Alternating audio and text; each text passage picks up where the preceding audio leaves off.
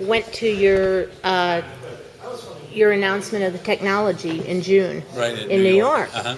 So this is the first instantiation of the VCS technology, the VDX switches. That's right. Right. And they're top of the rack switches, right?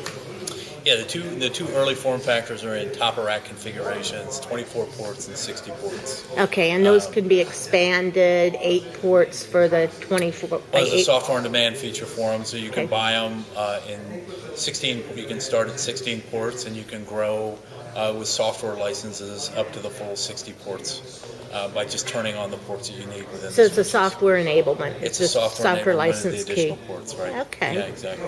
Okay, cool. So now the VDX doesn't use a spanning tree algorithm, Right. but does it interoperate with traditional spanning tree switches? Sure. If you have an external device that expects to see, if you had 2 switches and you were running spanning tree between 2 switches today, you can insert a VDX cluster in between those 2 switches, and you could still run spanning tree between those 2 external switches, but you wouldn't need it within the VDX cluster. It would just look like a single logical, entity on the spanning tree. And can you then manage both with the Brocade Network Advisor? If it's our switches all the way through, the answer would be yes. Uh-huh. If it's competitive switches on the endpoints, you'd have to use the enterprise manager from that company to manage those endpoint switches. Okay. So now you have an element manager coming out next year, is that right? Now, we actually shipped the first version of the Brocade Network Advisor about 3 weeks ago. And that's what you were calling the element manager in June? Correct. So it manages both Ethernet switches, fiber channel switches, FCOE switches, our adapter manager that we've had in the past. All of those things were incorporated into a single element manager, as well as the wireless components that we use in the campus environment. Okay.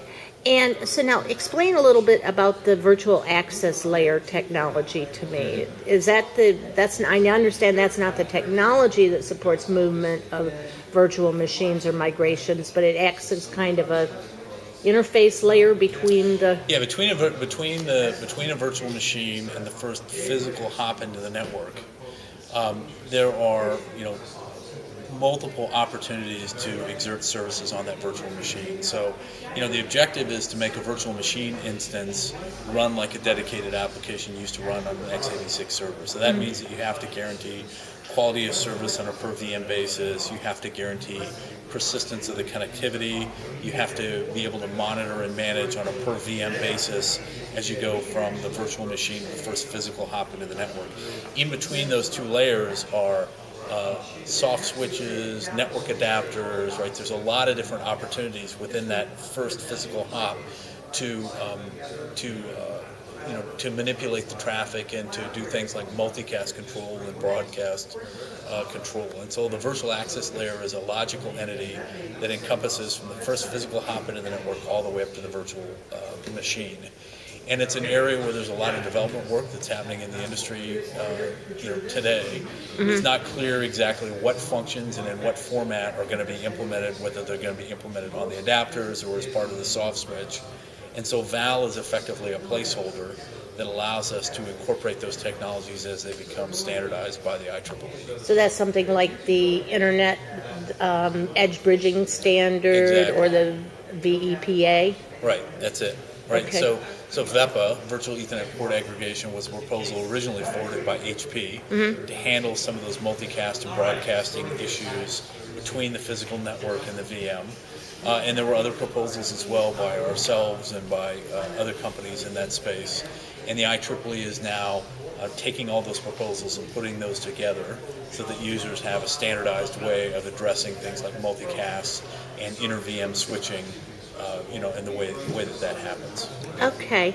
And so now the VDX switch uses some new ASIC technology. What is that? What type of functionality does that ASIC provide? Well, first, when we do an ASIC, there are 3 big objectives whenever we do an ASIC. First is device consolidation. So instead of having a very complex printed circuit board and very complex switch architecture, we try and take as many things as we can and we incorporate those into the ASICs.